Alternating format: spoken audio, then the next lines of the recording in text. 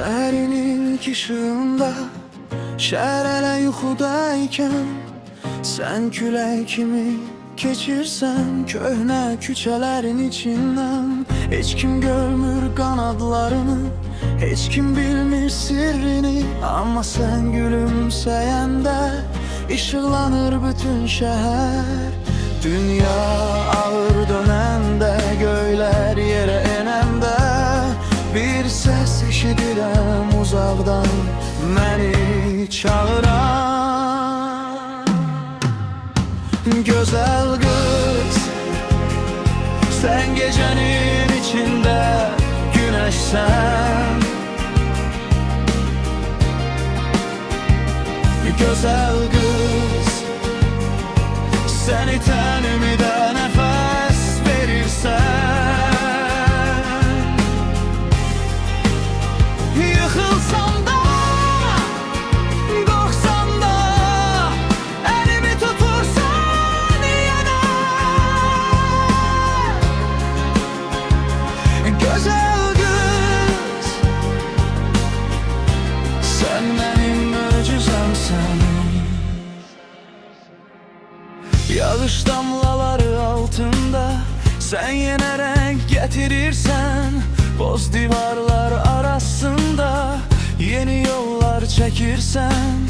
Hiçbir tacın yoktu senin, hiçbir taxtın da yoktur, ama milyon yüreğin içinde sessiz bir kraliçasan.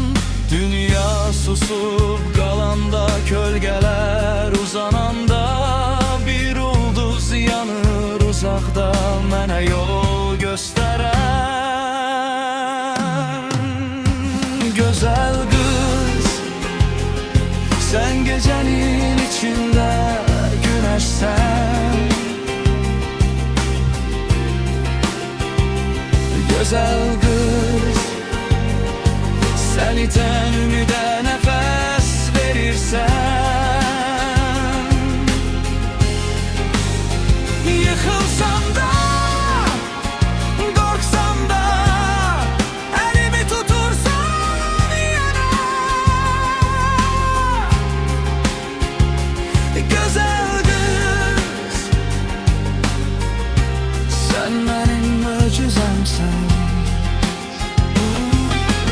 Bəlkə heç vaxt bilməyəcəksən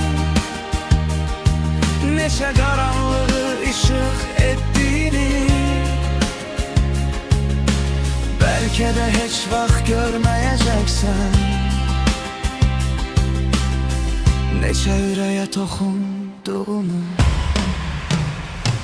Gözəl qız, sən fırtınanın içində limansan.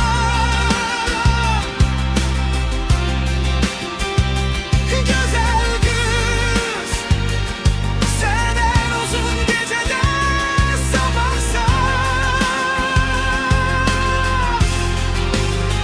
Dünya değişsə, zaman keçsə, bu mahnı səninlə qalar. Gözəl qız, mənim sonsuz ışığımsan. Gözəl qız.